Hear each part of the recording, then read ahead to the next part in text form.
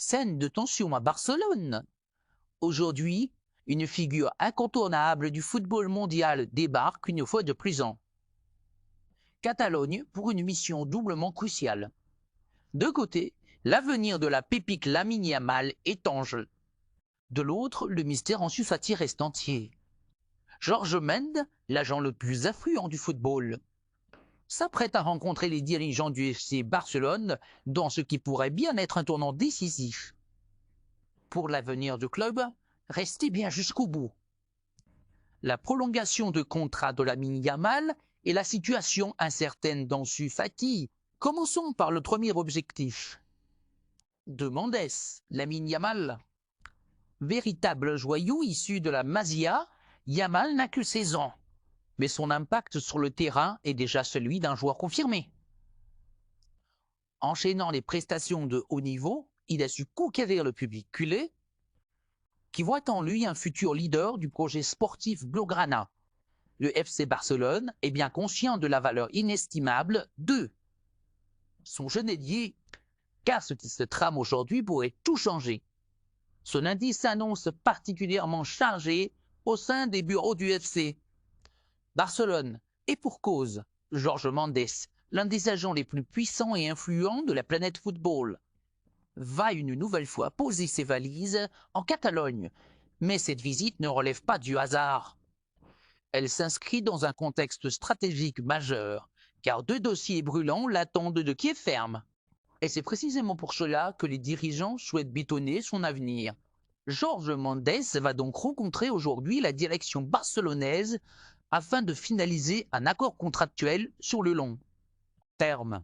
Le club prévoit une prolongation jusqu'en 2030 avec une revalorisation salariale et, surtout, une clause libératoire astronomique qui pourrait dépasser les 1 milliard d'euros.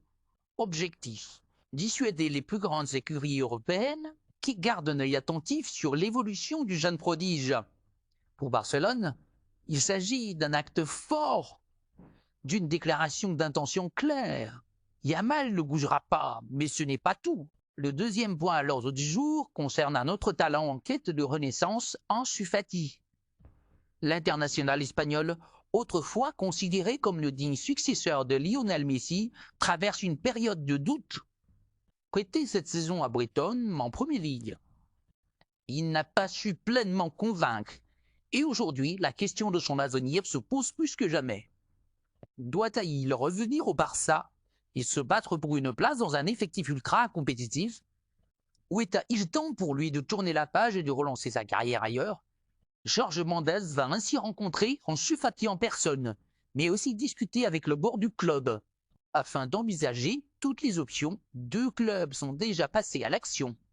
L'AS Monaco, qui voit en lui un renfort de premier plan pour sa ligne offensive, et Chelsea, toujours à l'affût des jeunes talents à fort potentiel.